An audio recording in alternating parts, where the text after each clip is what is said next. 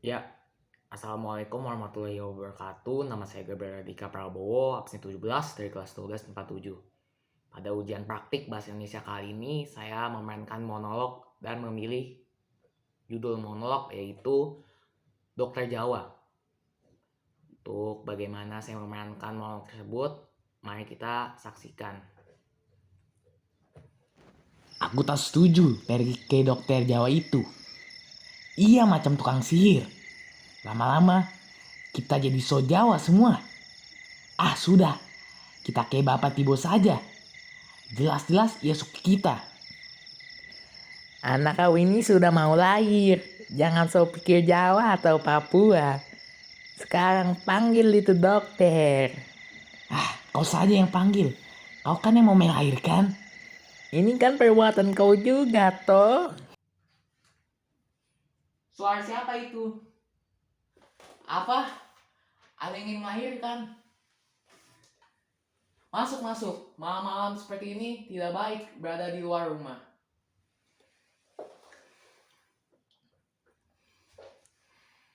Kelahiran memang tak pernah kenal waktu.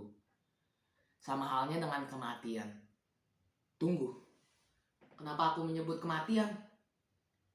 Setelah 3 tahun aku di sini, puskesmas ini menjadi saksi bahwa setiap kelahiran dan kematian itu tidak pernah rasanya adil. Kau boleh saja mengatakan, setiap kelahiran selalu diimbangi dengan kematian. Hukum itu membuat jumlah manusia selalu sama. Tetapi pendapat itu nampaknya perlu dikoreksi kembali. Lihat saja di kotamu. Makin lama pemukiman menelan sawah milik para petani dan juga warga. Hal itu membuktikan bahwa kelahiran lebih banyak dibandingkan dengan kematian. Namun, di sini hukum itu tidak berlaku. Sebagai seorang Jawa yang mewarisi ajaran harmoni dari para tetua, aku menyadari bahwa yang ada saat ini benar-benar berbeda dengan apa yang telah diajarkan kepadaku. Aku menjadi saksi bahwa setiap kesakitan hampir selalu berakhir dengan kematian.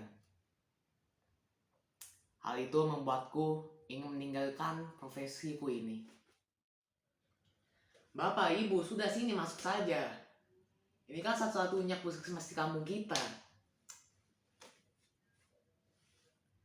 Setidaknya bayi dalam kandunganmu itu masih bisa menghirup udara segar dari kampung ini. Kalian berdua tahu toh bahwa di desa ini bayi sedikit mempunyai kesempatan untuk hidup. Bahkan yang sudah lahir pun jarang menyampai masa kanak-kanak. Seminggu yang lalu ada 61 anak-anak yang meninggal di desa ini. Gambar tersebut sudah viral di media sosial dan ditetapkan sebagai kasus gizi terburuk sepanjang sejarah. Dulu ada kasus di desa ini kehabisan beras. Asal kau tahu, beras dikirim dari kota ke kabupaten menggunakan perahu dan memakan waktu selama 2 hari. Pada saat itu kapal pecah karena menabrak kayu. Orang-orang di dalamnya habis semua dimakan buaya. Berasnya pun mengalir semua ke sungai. Setelah kejadian itu, selama 3 bulan, tidak ada beras di kampung ini.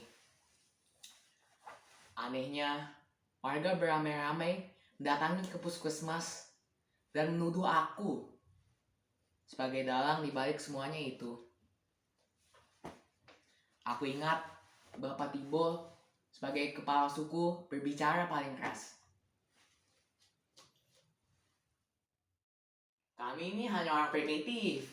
Jangan korang permainkan pula. Kami ini juga ingin makan beras, sama seperti orang-orang Jawa. Kami ini juga ingin jadi modern, sama seperti kau. Suruh saja itu presiden utus orang-orang Jawa untuk bawakan kami beras. Kami tidak hanya ingin makan, kami juga ingin maju. Namun, Bapak Koga mulai berbicara. Saya mau bicara. Maaf Bapak Tibo.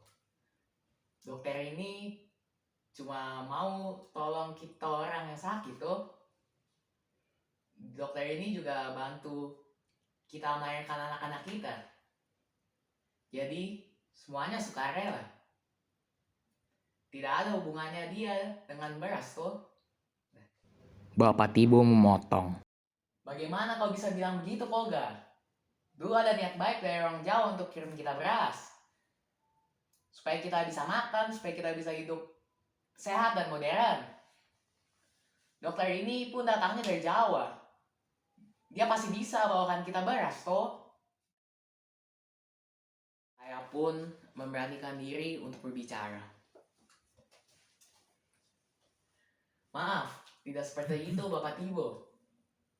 Saya pun kesini hanya untuk membantu kesehatan warga. Ya walaupun terbatas, yang saya bawa hanya obat-obatan. Bagaimana kalau sekarang kita pikirkan masalah ketidaksediaan pangan di kampung ini? Bagaimana kalau kita semua makan sagu lagi?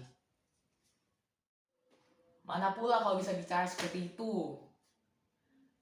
Pada zaman dulu ada orang bilang ke kita orang, kalau kita ingin modern, kita harus makan itu beras. Sagu hanya memperpanjang penderitaan kami tuh. Kami tak mau makan lagi itu sagu. Kami ingin jadi masyarakat yang modern. Coba sekarang kau pikirkan cara bagaimana kampung kami bisa dapat beras. Bapak Tibo, untuk menjadi maju kita tidak harus hanya dengan makan beras. Kita contoh orang-orang di Belanda. Mereka tidak makan beras. Mereka itu makan gandum. Mereka olah itu gandum untuk menjadi roti dan kemudian mereka makan. Mereka makan itu roti karena gandum tumbuh di tanah Belanda. Begitu juga dengan kita. Sagu tumbuh di tanah Papua. Mengapa tidak kita olah saja sagu untuk jadi makanan kita? Kita bisa olah sagu menjadi roti. Namun Bapak Tibo tetap menolak. Mana pula bisa bilang begitu? Akan kulanjutkan kembali kisahku. Kemudian dia bilang begini. Sagu kami telah habis dimakan oleh tentara. Apalagi yang bisa kami olah untuk jadi roti? Bagaimana kalau besok kita semua ke hutan untuk mencari sagu? Setujukah Bapak Tibo? Memang pada keesokan harinya kami sekampung bersama-sama ke hutan untuk mencari sagu. Namun bukannya sagu yang kami temukan, malah kami menemukan sesuatu yang mengejutkan. Di hutan hanya ada lahan kelapa sawit. Pak Tibo dan warga lainnya segera berbalik badan. Aku merasa ini semua merupakan saran pemerintah. Ia menggantikan sagu dengan beras, padahal beras itu sendiri baru bisa sampai ke kampung kami dalam waktu 2 hari. Dan semua itu menyebabkan warga di sini kekurangan gizi. Terkadang aku merasa gagal menjadi seorang dokter yang dikirim jauh-jauh dari tanah Jawa ke pedalaman Papua. Di sini, di tengah-tengah kekayaan alam yang melimpah ruah, bagaimana tragedi gizi buruk ini dapat terjadi?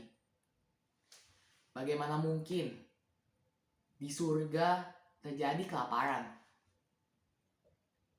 Hingga pada suatu hari, ada seorang transmigran asal Bali yang datang ke puskesmas ini. Ia tinggal tidak jauh dari sini, karena memang di desanya belum ada puskesmas. Ia cuma bilang, hidup itu harus menanam. Tak selamanya kita langsung memetik hasilnya. Kalimat itu memang sederhana, tetapi membuatku berpikir sepanjang malam. Keinginan awal untuk menjenguk ibu yang makin uzur dan tua, aku batalkan. Aku merasa harus di sini bersama-sama dengan warga di tengah kesulitan ini. Kebersamaan lebih dibutuhkan di dalam kesengsaraan hidup. Hingga pada suatu hari, Bapak Tibo memberikanku hipere. Aku kaget bukan main. Ia membawakanku segenggam ubi. Lalu dia juga mengundang aku ke acara bakar batu.